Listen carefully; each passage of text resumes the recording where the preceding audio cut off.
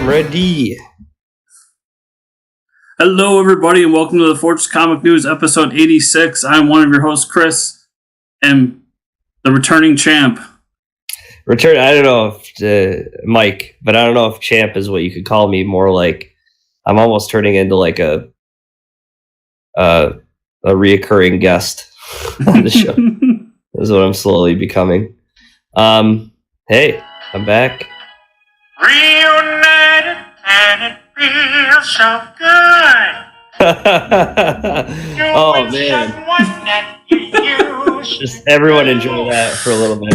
Yes. Reunited After 2 long weeks. 2 long weeks. Where I texted Chris again and said that I won't be around for another Sunday. So I'm sure he's really happy about that. I'm back, man. Feels good to be back. I will say this: when I start listening to podcasts with hosts that aren't me, I get really jealous. And I'm like, man, that's not what I would say about that at all. So I did some comic book stuff yesterday. Oh, you did? Yeah. So our company picnic this year was at Six Flags, New England. It's like an hour from me in Agawam, Massachusetts. But all the Six Flags have like the DC sponsored properties. Yeah.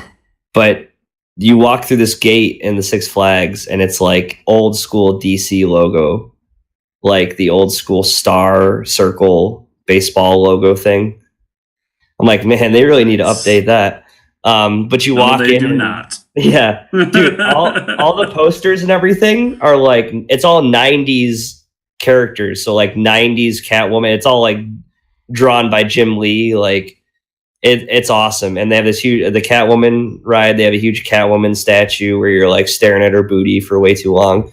And like, it's over the top artwork as done in the 90s. It's like all the characters look ridiculous. But as like you're waiting in line for the Batman ride, it shows all the Batman villains and gives you like statistics about them, which I never knew. Harvey Dent is 6'1", I guess.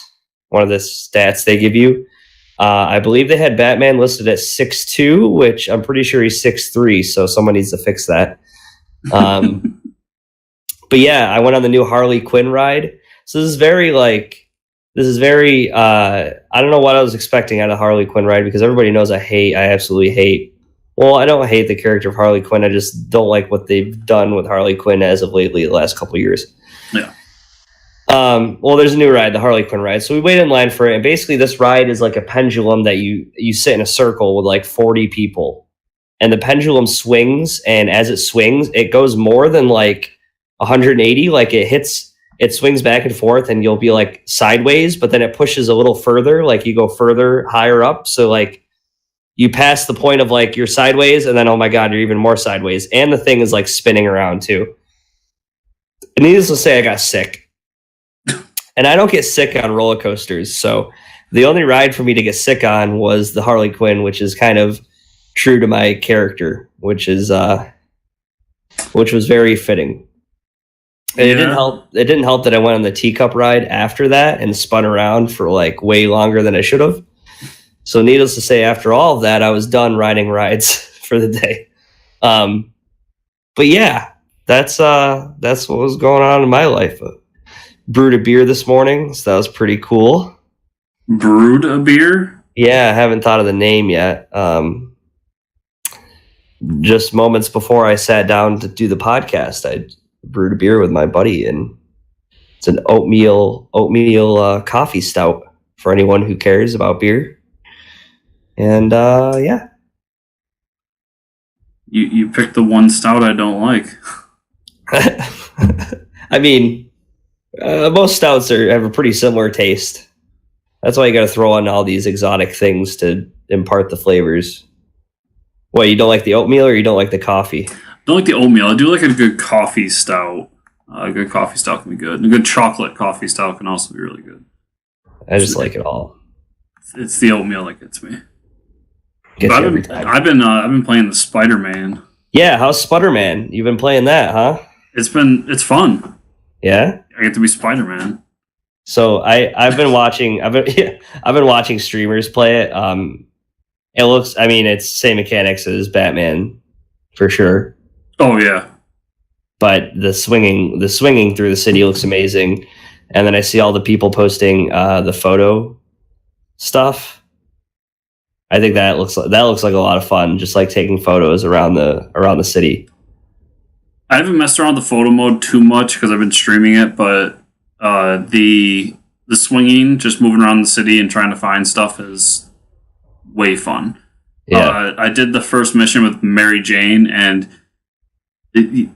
they didn't need to add Mary Jane as a playable character. Oh, you're playing as Mary Jane? Yeah, you actually have to play and like do this whole sneak mission with her, and it's just like you could have told me this in like a 10-minute. Why? It's a Spider-Man game. You don't need to play as Mary Jane. It was that was weird, but yeah, it's fun. It's good. I've only gotten a few hours in though. Oh, okay. Yeah. What have I been reading or doing? I started reading a novel. There's no pictures in those. Yeah, so we won't really talk about that. When I get more into it, I'll tell you more about it. It's actually by Patrick Rothfuss. He's actually writing the Rick and Morty Dungeons and Dragons crossover book. Oh, okay. Yeah, so he's a novel writer before he got into the whole comic book thing. But yeah, that's about it. I mean, nothing crazy going on. I don't think I've seen any Oh, I saw the new Mission Impossible, dude. Have you seen this movie? I have not. Holy shit. So if you were to tell me that the sixth I think it's six, right? The sixth mission, I can't say it. I keep saying Mission Impossible. Mission Impossible movie was going to be my favorite. Dude, hands down, the best Mission Impossible movie. Without a doubt. Like, I need to catch up on the Mission Impossibles because I think the last one I watched was the third one. Oh, God, you got to catch up. This is like, you get all the characters, you get Simon Pegg, all the reoccurring characters. You get was it Vin Rames? Vin Rames in it. And we get the villain from the last one. He makes an appearance, and then you have Henry Cavill, who's playing like it's like the MI6, and I think he's part of the FBI or the CIA. But dude, it's just like a day in the life of Mission Impossible. Like, this is just it's like they treat this as like, okay, there's all this continuity we built in this universe, but this is just going to be like this is just a mission today. Like, this is what you're doing. That's how it starts off, and that's how it finishes. Like, you guys had a mission, you messed up with the mission, so now you got to fix everything, and that's kind of where the movie goes, and it is fantastic. So I watched a movie this week too. What did you watch? I watched Deadpool 2. Holy crap. Yeah, all right. So I rented it, I watched it. I will say I'm going to end on the opposite of everyone else again. It is infinitely better than the first one. Oh, okay. The action in it is way better. Just being able to take away from, for someone like me to be able to take away from Deadpool a little bit and go to these other characters, especially Cable, like Brolin kills it as Cable. Yeah, that guy can act. Yeah, and it's just more of an action movie with a few comedic moments in it as Deadpool. There's definitely things throughout it that I wouldn't want in it, mostly the whole Deadpool part. But there's just times where it does the Deadpool thing and goes too over the top on something, or just kind of like twists the knife of the joke a little bit too much. Yeah. But I thought Ryan Reynolds is way better in it. I thought the dialogue was significantly better in it. And there's actually... So, spoiler for like the after credits sequence. So at the end of the movie, Deadpool gets a hold of the time thing that Cable has, and he fixes it. So he goes back and he tries to like fix wrongs in the timeline. Yeah. And there's two that are really good. Yeah. One, he actually goes back to Wolverine Origins. Yep. And kills Deadpool in that movie. Yep. And then two, he goes back and finds Ryan Reynolds as he's reading the Green Lantern script and shoots him in the head. Yeah, perfect. Yeah. So all in all, it's an enjoyable movie. Actually, I did like it, but yeah. Yeah, I really liked it too. It was just a fun movie. And we're not looking for any sort of like existential help or to become a changed man after coming out of those movies, but there's just a lot of good action sequences in it. I think that's what really made it work. I thought the best part was they're like, well, we couldn't afford any more X-Men, and they like closed the door on him. All the actors are staying. Yeah, that said, like the first movie, I didn't laugh at all. This one, I actually laughed at a bunch of the jokes in it. So yeah, I think the dialogue's way better. On other movie news,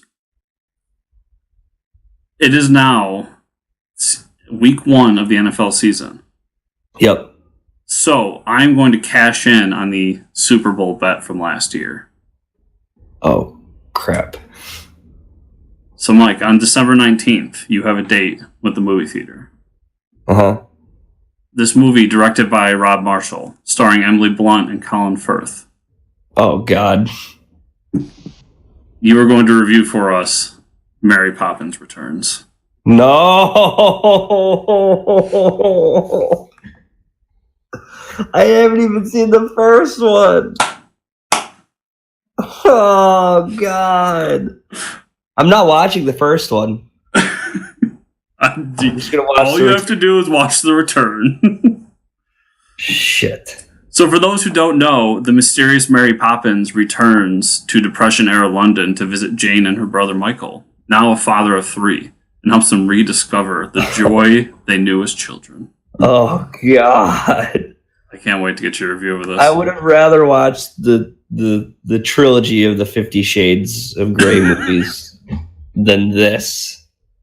This is like dry British humor. It's not even humor. I don't even know what it is. Holy shit. Man, I wish I got a pass. Like,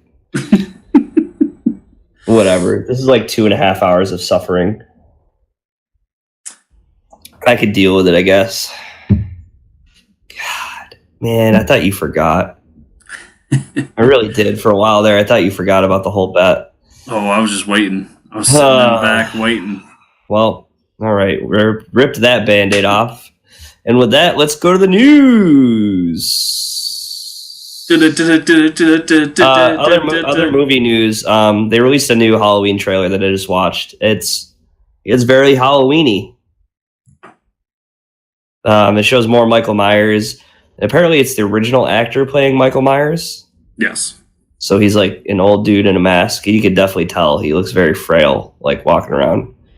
It shows a little more of how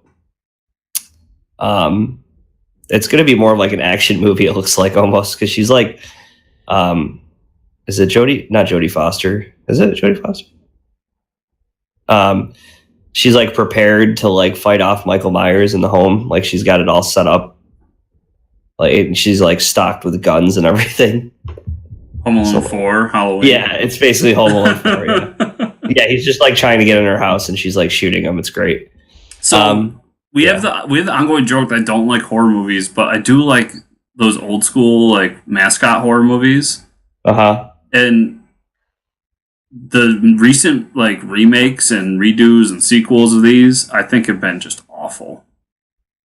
The Friday the 13th movie I didn't like, the Nightmare on Elm Street, and then the 2 Rob Zombie Halloween movies didn't do it for me either. So yeah, well, I have like no interest in this.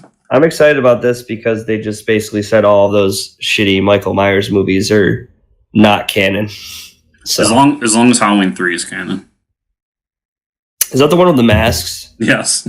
Where it had nothing, like everybody watched that movie, like, is it like, and you kept checking TV Guide to make sure that this was like the Halloween 3 because you're like, there's no Michael Myers in this. I thought it was like a Halloween movie. They had like the evil mask that like melted your face if you put it on. Didn't make any sense. Didn't make any sense. It was a terrible movie. Anyways, okay, TV news. Ryan Hurst is cast as the Walking Dead. He's Walking Dead season 9, but he's being cast as Beta. Beta is the character who is part of the Whisperers. Yeah, so we got Alpha and Beta. Yeah, so Ryan Hurst is actually Opie from that motorcycle show. Sons of Anarchy. He's my favorite character in that show. He's everybody's. He's got a big beard. Like, how do you not like him? And it's such perfect casting. Like, he has the look down pat. He's a great actor, so I'm down for it. Yeah, that's cool. A little more excited about this one. Alan Tudyk is cast as Mr. Nobody in the Doom Patrol. Which, Alan Tudyk, sign me up. I'm down for more Alan Tudyk in my life. Yeah. And I actually saw a picture of robot. The hell's his name? What's the robot's name? I think it's just Robot Man. Is it Robot Man? Yeah. I saw a picture of him, and it's like actually a like a handmade costume. Or like it's like practical effects. It's not like CGI. Yeah. That's pretty cool. You weren't here for that week, but yeah, the resurrection of Brendan Fraser. Oh, it's real. Yeah. Is that him? And that's who's playing Robot Man. Yeah. Holy shit! How did I not know that? Yeah. I didn't even know he was alive, let alone still acting. He's doing a TV show on FX, I believe. He plays like a cop or like a Texas Ranger or something. Really? Yeah, he's the internet has brought him back somehow. I like him a lot. I think he's a good actor. And he seems like a good guy, but he just fell off the deep end for a while. He was in depression and stuff, you know. Yeah, happens to the best of us. Timothy Dalton cast as Dr. Niles in Doom Patrol. Yeah. This is perfect casting. Once again. What has Timothy Dalton done? Timothy Dalton has played 007 James Bond in The Living Daylights and License to Kill. Oh, wow. He is he's the epitome of the English gentleman. And to put that on the Dr. Niles character, it doesn't get better. Like, it's such good casting. This is like the 007 everyone forgets about, kind of like Val Kilmer as Batman. Yes. Nobody even ever considers Val Kilmer in the lineup for Batman. But like, same thing with Timothy Dalton. I completely forgot he was 007. Yeah. That's great though. That's really cool. The biggest news for this week, though, is Henry Cavill is cast as Geralt in the Witcher series. Yeah, the saga there is interesting. He wanted to be in that movie or that show because he's like a big fan of the video game. Yep. And like, there's a story that went around that says he missed a phone call from Zack Snyder while playing the game. He was playing WoW. Oh, was that WoW? Okay. Yeah, he was doing a raid in WoW. If anybody knows WoW and raiding, you have like scheduled times that you need to do raids. Can you hear this annoying bird, by the way? No. Oh my god, there's like some type of... I think it's a bird. I don't know. It's making them up. Okay, anyways, I just want to make sure you can't hear that. But anyways, when you raid in WoW, it's you're basically sitting at your computer for a few hours and you like can't do anything else. So... Yeah. And you have scheduled times to do it. So he almost missed a call for Superman from Zack Snyder while he was raiding. He's a big nerd. He definitely plays games. Yeah, so he's awesome. A gamer, and I guess he also has read the novels. Yeah, and everything. Which is really cool. Yep. So he had stated he wanted to do it, and here it is. He's cast. Yeah. That's exciting, and it's going to be a Netflix show. And it all started with like Boss Logic. He made a he does like those when he hears rumors, he like puts pictures together of people. Yeah. And then he tweeted at Netflix and they're like, yeah, thank you for the inspiration. It's like he's making their job easier. If anything, he should get a cut of the money, I think. Like, so there's some movie news. Captain Marvel photos got released this week. It shows the costume and some scrolls. And I don't know if they've released too much about the plot yet. Besides, it seems to be like a space adventure, I think. Well, yeah, there's scrolls, so I'd assume space is involved. Yeah. I think this is going to plant the seeds for the next wave of Avengers movies. And I really think that we're going to dive into Secret Invasion. Yeah. Yeah. Where scrolls are going to infiltrate everything and... It's going to be who can you trust and all this. We're getting a 90s a 90s Marvel movie where we're going to see like Nick Fury with both eyes.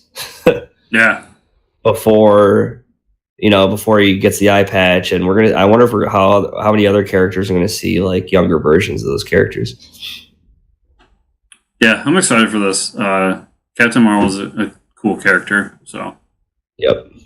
And Skrulls. The Skrulls look awesome. They're not perfect by any stretch of imagination, but they look awesome. Didn't they do Skrulls in Agents of S.H.I.E.L.D. or something? I thought they did already. They did... The Kree? Kree. Okay. My mistake. I got the alien races mixed up. We've done Kree and T'Chari. We haven't done Skrulls yet. And we haven't done Skrulls yet because it was a Fantastic Four thing. Are the Skrulls the one that can disguise as humans? Yes. Oh. They're shapeshifters, so that's why I think that it's going to be Secret Invasion moving forward. Okay, so they're basically white Martians. Now I'm getting it. Now I'm starting to understand. Okay, well, yeah, that should be cool though. I think the costume looks great. And that's really all we've seen. So yeah, and all the people that were mad about the costume, like 6 months ago when the green and blue one came out. Yeah, like we all told you it was going to be the one from the first part of the movie, and we're going to get the real one, and just shut up. Just shut up, everyone. So, people get so freaked out when they see the initial images, and it's like, see, this is exactly what we all told you. It's coming, and it looks just like the Captain Marvel outfit. It looks It'll fantastic. All be okay. Comic news, Chris. Yay, comics. Hey, everybody likes comics. So Superior Spider-Man is returning from Christos Gag and Travis Charest in December. Christos Gage. Christos Gage. Gag. Christos Gag. Yeah, so that's pretty cool, right? Yeah, that was a fan favorite character. I didn't read it personally. I really wanted to. But it had so much popularity that they're bringing it back. Yeah. Do it. Now, is this Spider-Man... Who plays this Spider-Man? This is... So... Okay, Spider-Man fans are going to hate me, but I believe it's Spider-Man 700, where Dr. Octopus dies. But he doesn't really die. He changes bodies with Peter Parker. That's right, and he has the mind of... Okay. And how Peter comes back is through some sort of clone wackiness. So there's a clone of Peter Parker running around that is actually Dr. Octopus, and he is the Superior Spider-Man. Oh. So it's almost like what they did with Hulk, where he is like really smart and Hulk. Well, it's just Spider-Man, but with Dr. Octopus's intelligence. Yeah. That's why the current run on Spider-Man, that whole sequence in the beginning of how it all started, that's based on the Superior Spider-Man storyline. Oh, okay. We're talking about the new series right now. Yeah, because I remember them talking about that. Oh yeah, I forgot. I wrote this paper when I had the mind of Doc Ock. Yes. Yeah. Okay, so Donny Cates, this guy needs to slow down. And Jeff Shaw are bringing back the Guardians of the Galaxy in January, and I am opening my bank account to them.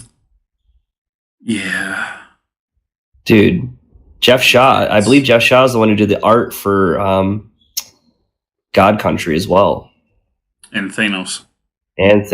Man, these guys are killing it. They gave him Guardians of the Galaxy. What will they do next? They're just going all across the Marvel universe, man. He took Thanos, and then he got to Ghost Rider from Thanos, and then from Ghost Rider he's got to the Guardians of the Galaxy. Like, where does it end? What is his end game here? Does he does he just want to write an Avengers book? Is that where he's trying to get to? Like, just give me an all Donny Cates Marvel universe. I don't care. He's trying to get somewhere. I don't know. I don't know where he's heading yet. It's the team, like Jeff Shaw art. Yeah. I mean, Jeff. The biggest problem with the Cosmic Ghost Rider book is that it's not Jeff Shaw art. Yeah, I know. Yeah, the art is so like cartoony sometimes. It's hard to take seriously. Yeah, but the image they shows the original Guardians of the Galaxy from 2001, the current day Guardians that everyone knows from the movies, and a bunch of random cosmic characters, including Cosmic Ghost Rider, including Galactus, and a few others. So they're doing kind of like what they did with Cosmic Ghost Rider. They're doing the hashtag Who Are the Guardians thing. Yeah. And I'll be interested to see what the team is in this. I really hope this is Donny Cates doing a Legion of Superheroes type book where it's just massive amounts of people. Yeah, so that would be awesome. I actually like the Guardians 3001. I was reading that one as a book. I think the original Guardians are pretty cool. Yeah, they are. It was definitely more serious than the Guardians that we have currently. But yeah, next. Well, you go ahead. I was gonna say, even the Guardians you have currently, like, you can thank the movie for that. Like, yeah, it wasn't like that during Annihilation. Yeah, and it wasn't like that until really Bendis took over, maybe a little bit before Bendis, and the movie was coming out. So, sadly, we have some depressing news to get to here. Gary Friedrich passed away at 75. Was a writer for Marvel. Did Sergeant Fury, Ghost Rider, lots of other stuff. Very sad. Co-creator of Ghost Rider too. Co-creator. Mary Severin passed away at 89. Jeez, I hope I make it to 89. It'd be nice. Yeah. What was some of the work she did? So Mary is known mostly for co-creating Spider-Woman. Yeah, it's a pretty big deal. She's kind of like a comic feminist legend because she was a comic creator in the 60s and 70s. Wow, yeah. When women really didn't have the rights that they have today. Mm-hmm. And yeah, so her being in the industry and then creating one of the first female characters in the Marvel Universe is a big deal. So yeah, that is pretty, especially the era that she was doing it in. That's wow. It's pretty cool. Yeah, that's pretty much it for the news today. So I guess we got some comics to talk about that we've read. Comics. Because it's the most recent one I just read. You want to talk about Death of Inhumans number 3? Feel free, because I have not been able to read it. Oh. Okay. Yeah, so Death of Inhumans number 3. Basically, okay, well, Black Bolt isn't dead. Last time we saw him, he was getting his throat slit. But basically, that new villain, Vox, slits his throat and says, like, okay, he doesn't have a voice box, so he's no longer a threat. So they're holding him in containment. He starts, like, whispering shit, and he's, like, controlling the sound waves to, like, make the guys, like, hemorrhage in their brain. So he's still a threat. So he breaks out, and as he's breaking out, he ends up finding Ronan, because we know Ronan's not in charge anymore, and he's just, like, being tortured and stuff. And he's basically like, kill me. So he whispers and he kills him. Meanwhile, back at their base, Medusa and her crew that she has of Inhumans are looking for someone that can do a lot of damage and help go save Black Bolt. They keep talking about how this person is very attached to Lockjaw. And at the end of the issue, they find out it's Beta Ray Bill, who they're gonna like have join the ranks and go get Black Bolt back. But it doesn't look like Black Bolt really needs any help. I think he's doing just fine on his own. Yeah, so that was really good. Batman number 54. That was just an issue that focused on Dick Grayson and Batman, and how Batman's back now from being really sad that he got left on the altar. So Dick Grayson is now back to being Nightwing, and he's not Batman. So him and Batman are kind of teamed up, and it goes in between their conversations when Batman was first raising Dick Grayson. So there's a little bit of like similarities there. That was a pretty good issue. I'm not a huge fan of Robins though, so I don't know. I just can never. I just don't. The whole thing, like, I don't know, just having a ward, it just doesn't. It's kind of silly to me, you know. Mm-hmm. That's the one thing of like it. It's like grounded in '60s Batman, and it'll stay there forever. Like having a young ward that you like train. It's just like it doesn't matter how you spin it. It's just never serious to me. Cosmic Ghost Rider #3. Whoa. Whew. Oh yeah. Yeah. What a book, huh? That was a great issue. It's basically Ghost Rider fighting this new Guardians of the Galaxy, and he just keeps annihilating people, so they keep bringing more and more people from the future, and it's like it gets out of control. It really does. And Cable just keeps sending more and more people to fight him.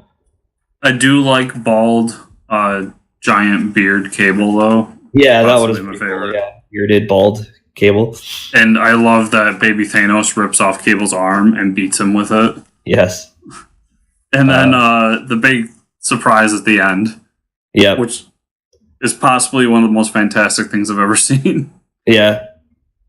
So the last page we get is Thanos from the new timeline coming back to the current, and it's Thanos as Punisher. Yeah. Yeah. So they keep telling you throughout the book how Frank made things worse. Yeah, like and it's you're a bad how idea. could it be worse? How could that possibly be worse than Thanos we know? Yeah. Punisher Thanos is worse.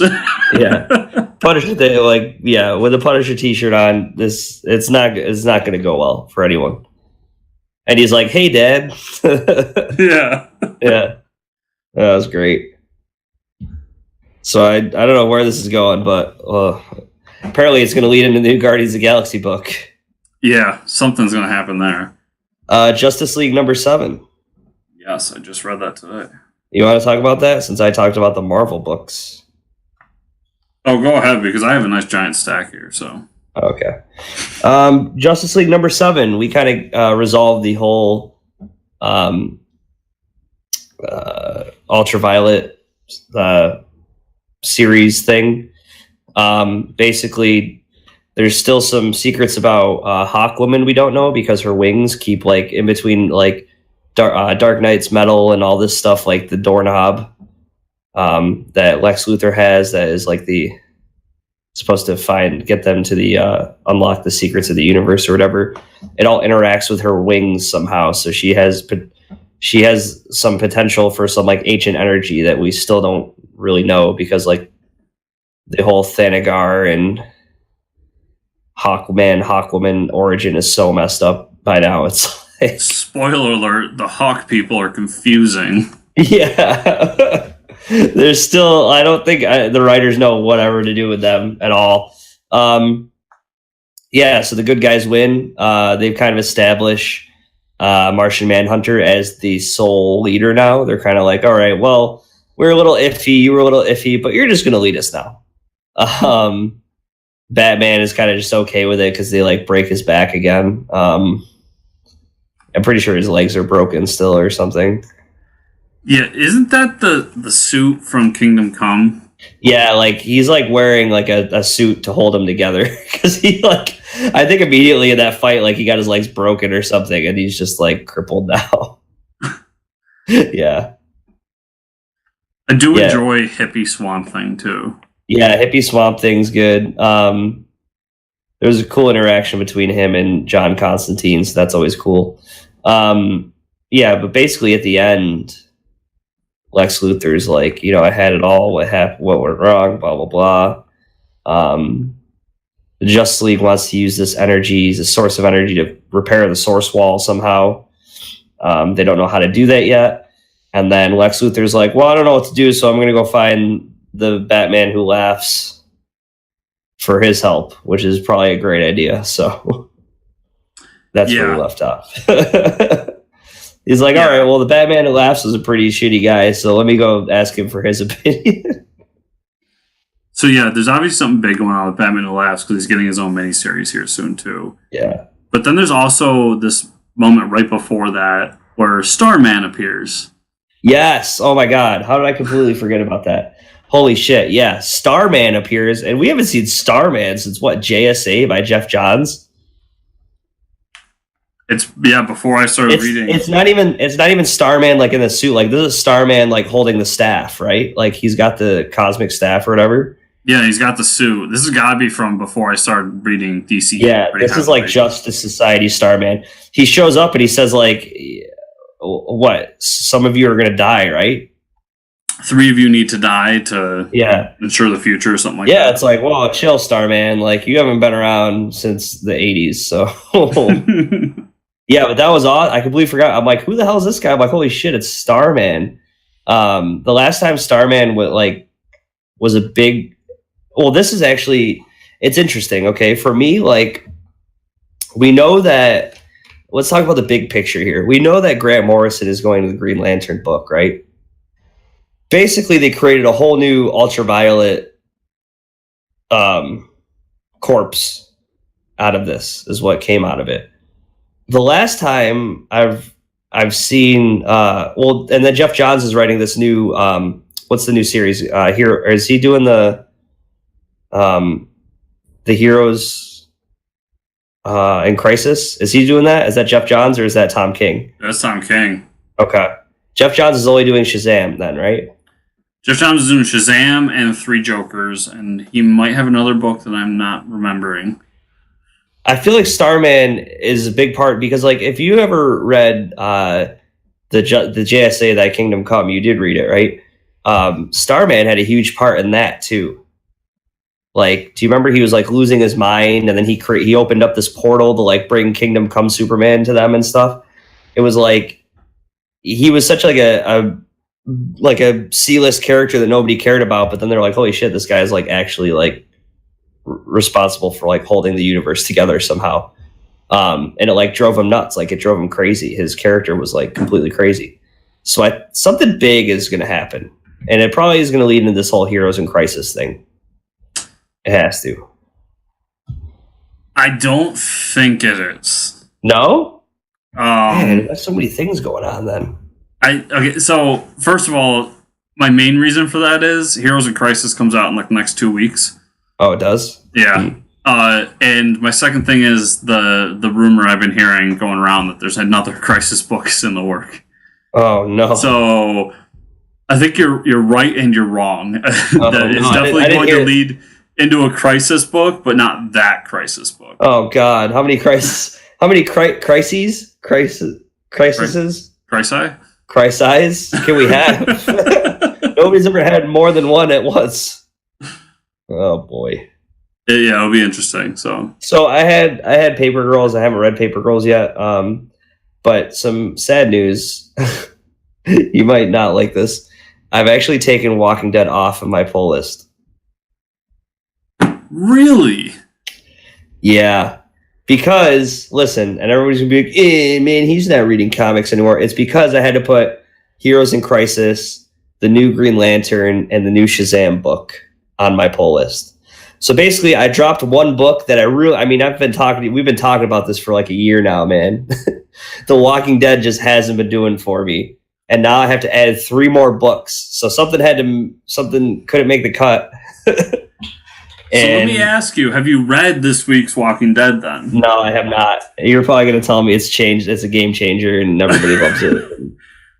Okay, so I'll dive into my books and I'll start with Walking Dead 183, which tell me what's going on. Turns the tide of The Walking Dead. Oh, so here we go. We get this whole sequence with Michonne and her daughter and them kind of learning the whole societal structure of what's going on in this commune.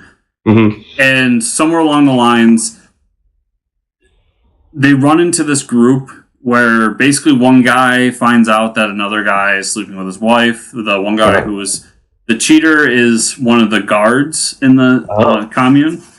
And him and a couple other guards go and just beat the death out of him. As they should.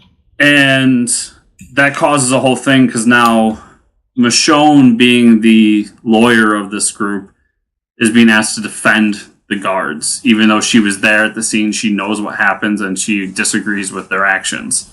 Oh, boy. The last page we get, huge spoilers, is Rick and the governor of this town pulling up finally to the entire town in flames. Oh. So obviously we have some sort of like police brutality thing that's going to happen here. And it actually really started to stir me back into The Walking Dead for the first time in about 8 issues. It's been about a year.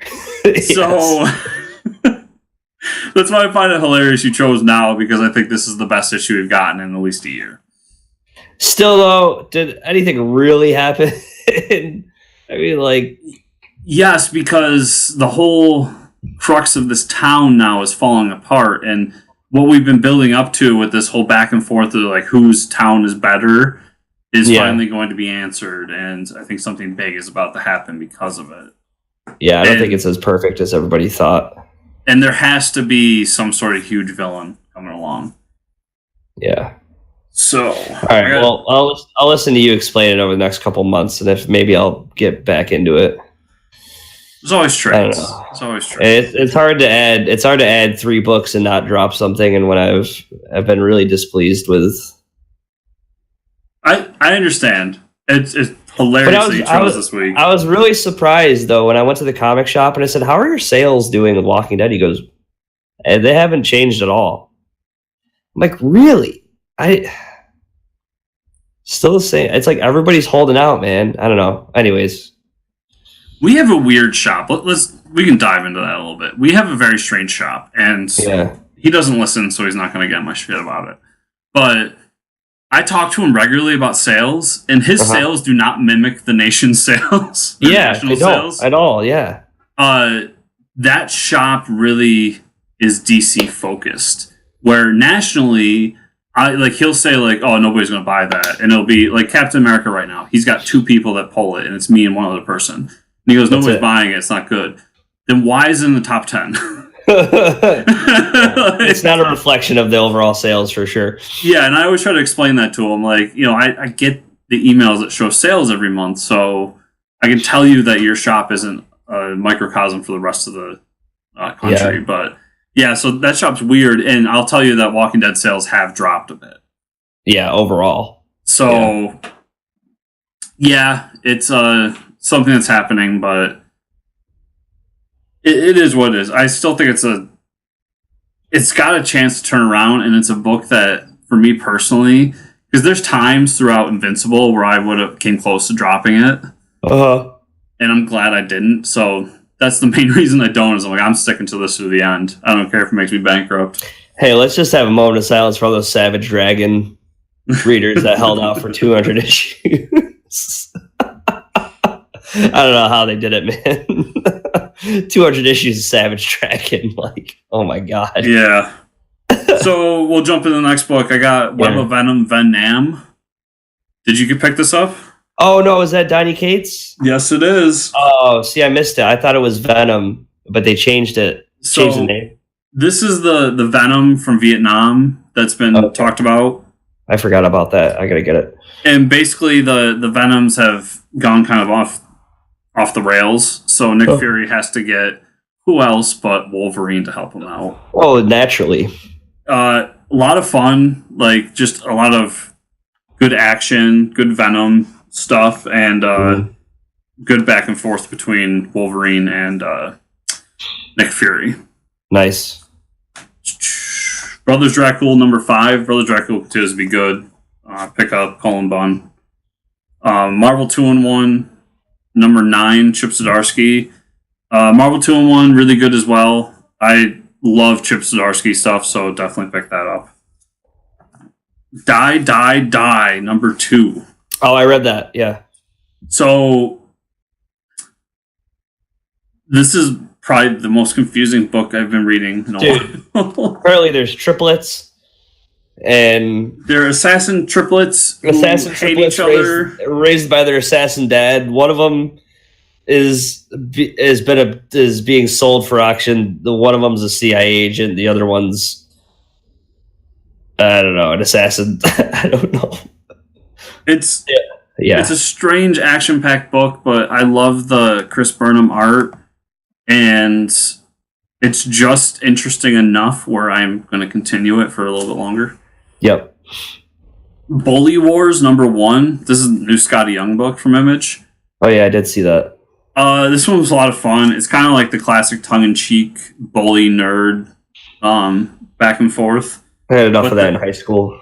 But there's some sort of like bully wars that goes on, and the lead bully in this book has to team up with his nerd to win the bully wars. Wow. It was interesting. The art is really cool, and it's got that Scotty Young flair, so I'll give it a few more issues to see what it's all about. But not the best #1 I've read. And that's because the best #1 I've read this week is James Bond Origin #1. Oh, what's that? What's going on there? So this is the Jeff Parker joint, and it's World War II. James Bond's like 17 years old, and it's all about him at this military academy, and he gets stuck during a bombardment from the Nazis. Wow. It's very interesting. It's got like a... So there's a Nazi that defected to Britain who has these plans for a bomb, and the Nazis want it back. They kill him. Usual Bond stuff, but a lot of good action and good kind of World War II stuff in it. That sounds awesome. And I love me some Jeff Parker. I don't know if you read a lot of Jeff Parker, but I love No, I don't. I think I was when he was on Animal Man. Yeah, Jeff Parker does the Batman 66 book. He does a few other things, too. I think he did Animal Man. Something like that. As Guardians of the Galaxy. Award for best title ever. Oh, #1 came out? Yeah, this is the Cullen Bunn book. So the whole thing here is that Loki is trying to... It was Loki, right? Yeah, Loki is trying to get this fleet of ships to come that's full of dead gods. And it doesn't just mean the gods that have died. Like, they talk about how every time a god is resurrected, it gains a new body. So the husk is left in, like, limbo. And that's what these boats are filled with. And he's trying to bring them over to destroy the universe. What are they, like? Is it like the Flying Dutchman or something? Kind of. I'm sorry, it's not Loki. Oh. It's not Loki. I forget who the villain is now. I'm sorry. Nebula's the villain. Nebula. So this is all going kind of at the same time as Infinity Wars. So there's a lot of parallels to Infinity Wars. But Loki is in the book. Giant spoilers. If you don't want spoilers for things, fast forward like 5 minutes. So you know how Destroyer's in the book? Yeah. It's Kid Loki and Destroyer. Oh. And we haven't seen Kid Loki in 5-6 years. Yeah. So that was a pretty big pull. And Captain America #3, the Ta-Nehisi Coates book. Has he reeled you in yet? He has, in a sense. He's still going really... There is definitely a political bent here, and I see what he's doing now. Steve goes to this small town in the middle America, and they were these people that were kind of like, you know, we weren't a fan of what Hydra did, but at the same time, when Hydra was around, we had jobs, we had healthcare, we had all these things that we feel like we should have. Yeah, which is an obvious allegory for Donald Trump. For sure. And the reason Steve's there is because this company that's left over that was making the nukes is there, and so he goes there with who other than Black Panther, right? Mm-hmm. And fights a bunch of nukes. Anyone doesn't know Nuke, the supervillain Nuke? This place has created like a giant army of nukes. And there's some sort of new villain popping up that I can't put my finger on. I don't think it's a traditional Captain America villain. Oh. But it's It's good. The first two issues did kind of, spin the wheels a bit. This one moved it forward. But I see what he's doing with the whole Donald Trump allegory. And that's exactly what I expected out of Ta-Nehisi Coates, knowing his past work. Yep. But the story's good, so I can put the politics aside. Yeah, if you like it, that's good, though. Did you read Thanos Legacy #1? I'm trying to remember. I don't think so. I think I have. This is another Donny Cates joint. Yeah, this guy. I'm trying to keep track of all his books. It's tough because I usually don't follow Marvel, so like, it's hard. I'm trying to figure it all out still. I'm telling you, it made me so happy when I got the pick for this week and you picked Spider-Man. Yeah, I teared up a little bit. But this is brought a tear to your eye. This is the lead into his Asgardians of the Galaxy book. So we follow his Guardians of the Galaxy book. Yes, his Guardians of the Galaxy book. Yeah, you said Asgardians of the Galaxy. Oh, sorry. We just talked about that book. Yeah, we did. So this follows what Thanos is doing after Thanos wins, how he got to the point where he died. And then there's a great scene where after he dies and his head's chopped off, he's sent down to some sort of hell, and Cosmic Ghost Rider's there. So, of course, he pisses on his dead body, and he pisses flame.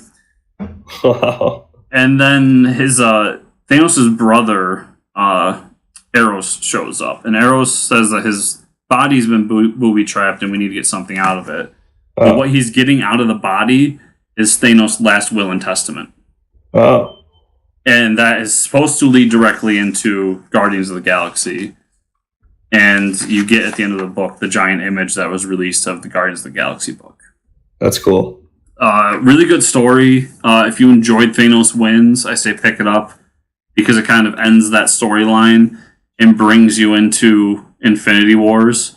Yeah, and I'm sure, like I said, it's going to lead directly into his Guardians book. Cool. And I'm going to end it with 4 books. The DC Looney Tunes crossovers were last week. Yeah, they were. I didn't care for. Is this the second round or the first round? This is the second round of Looney Tunes. Okay, the first round I didn't care for. The second round, I can't remember which ones I wanted. I just haven't grabbed them yet. I think you're thinking of the Hanna-Barbera because the first round included the Batman Elmer Fudd, which is one of the best comics of last year. No, I'm talking about the Looney Tunes. The first week I didn't care for. Yes, I'm talking about. Yeah. So DC does Hanna-Barbera DC and Looney Tunes DC, and they all come out in one day. Okay. So I think you might have gotten the Hanna-Barbera ones. Oh, okay. Maybe you might be getting them mixed up because I remember us talking about the Looney Tunes ones, and I just remember seeing what was the. I mean, this came out the last couple of weeks, like Catwoman with was it like Bugs Bunny or Sylvester or something like that? Yeah. So we'll talk about all of them. They all came out on the same day. Oh, which is the last Wednesday of August. So I'll start with the ones I didn't like. Catwoman and Sylvester. Yeah. Didn't really like that whole story. It was very weird, and I don't know. Catwoman and Black Canary aren't really characters I care for. Yeah. And then the Harley Quinn Gossamer. Same idea. I like you. I have a hard time with the Harley Quinn character. Yeah, it's out there now. I can't do it. But the two that were fantastic were Lex Luthor, Porky Pig. Oh. In which Lex Luthor recruits Porky Pig to head his new Facebook division. Awesome. And it's all a plan of Lex Luthor to steal everyone's information. And he ends up throwing Porky Pig under the bus and sending him to jail. Really good, amazing cover. Oh yeah, it's like so official. And Joker Daffy Duck, where Daffy Duck goes to Acme Corp in Gotham, which has been taken over by Joker, and gets kind of ringed into Joker's group and becomes the head of his henchmen. Mm-hmm. It goes exactly like you think it would go. I recommend those two over the other two, and yeah, they're good. So, Mike, hey, now that we've gone through a giant stack of books since we were gone for 3 weeks, where can everybody find you on the internet? We haven't talked about one book, though. What haven't we talked about? Rick and Morty Dungeons and Dragons. Oh, I forgot about that. How can you forget? I've been sitting here waiting, dude. Oh my god. It's the book of the century, written by Patrick Rothfuss, who does live Dungeons and Dragons with Acquisitions Incorporated. That's like the one thing I want to do when I go to the PAX shows is watch these guys play live D&D. As well as the great Jim Zub. Yes, Jim Zub as well. The book is great. There's so many good references to D&D, both the first edition and the new editions. Morty basically wants to learn D&D to get laid, which, like, isn't that what we're all doing? No, probably not. But that's what I'm doing. Yeah, I heard you're in a new D&D group, by the way. And so the Rick finds out and is like, hey, you got to play with my old group, and it's all these old dudes playing the first edition. And he's like, wow, this is so complicated. And he's like, that's why we got to go to the new edition. And basically he brings them to Blips and Shits, and they go to the virtual reality game, and he recalibrates it to be like a virtual reality Dungeons and Dragons. So now the next 3 issues, they're going to be like in virtual reality playing Dungeons and Dragons. Yes. Which is awesome. So it's the whole book does a couple things really great. It's a great allegory of the history of Dungeons and Dragons, from being a tabletop game to being basically every role-playing video game you've ever played is based on Dungeons and Dragons. And it also does a good job of showing kind of how it's tough to be a newbie in that world. Yeah. And I liked how he actually played first edition and just kept dying and having a terrible time. Yeah. He's like, why is this so difficult? And he's like, yeah, we've been playing with these characters for years. Yeah. And as Mike hinted, I started a new group, and 2 of the people in the group have never played before. And I literally read this before we started our first game, and one of the things me and the DM and I talked about, was that we have 2 newbies, and we need to find a way to make sure that they have a fun time. Mm-hmm. And I think that's kind of the underlying part of this book of, like, we all love Dungeons and Dragons, but it has that same issue that comics have of getting people into it. Yeah. But yeah, such a good book. I didn't realize it was one of the Acquisitions Incorporated guys co-writing. Yeah, he's a novel writer too. I'm reading one of his novels. It's actually really good. He writes fantasy books, and I can't remember the name, but it's pretty good. It's pretty good so far. Is it the excuse me for this description, but the bigger guy in the group? Yeah, he's got a beard. Yeah, he plays the bard. He's a little heavier set. No, he's not the. Nope, that's Binwin. He plays the. Well, he's not in the group anymore. Okay, because I remember he was a comic writer. Right. He still does comics. This guy he's a novel writer, and he's just the guy with the big beard. He usually wears like a white shirt. Like he looks like he dresses like a bard, and he is a bard all at the same time. Okay, I think I know what you're talking about. Yep. Yeah, it's I recommend it for anyone who wants to get into D&D. Watch those Acquisitions Incorporated. It's a lot of fun. So, Mike, if somebody would want to start a D&D group with you, where could they find you on the internet? Fortress Ricker on the Twitters, if you'd like to find me there. Talk about D&D and other stuff. Where can they find you, Chris? You can find me at Fortress Chris on Twitter, as well as Fortress News Chris on Instagram. And find the show on Twitter at FCN_official, or just check us out at FortressComicNews.com. Nice. That's where everything posts right there. If you're watching us on YouTube, you know the drill. Thumb up the video if you enjoyed it, and subscribe to the channel so you can keep up with all of our videos, whether it be the podcast or any of the other videos we make. And if you're listening to us on iTunes, 5-star reviews. They help out so much. We really appreciate you doing it. And everybody, make sure to check out my playthrough of Spider-Man. Thanks, guys. Oh, and I forgot to announce that Twitch is starting a new policy, so the show will no longer be premiering on Twitch. Oh. I'm basically done with Twitch after this. So what's going to happen moving forward is just the show is going to launch live on everything at 6 o'clock on Monday after this week. Okay, cool. So everybody do that. See you never, Twitch. Yeah, Twitch. Yeah. No, I still need you, Twitch, so don't hate me. Okay, don't leave Twitch. See ya. Bye, everybody.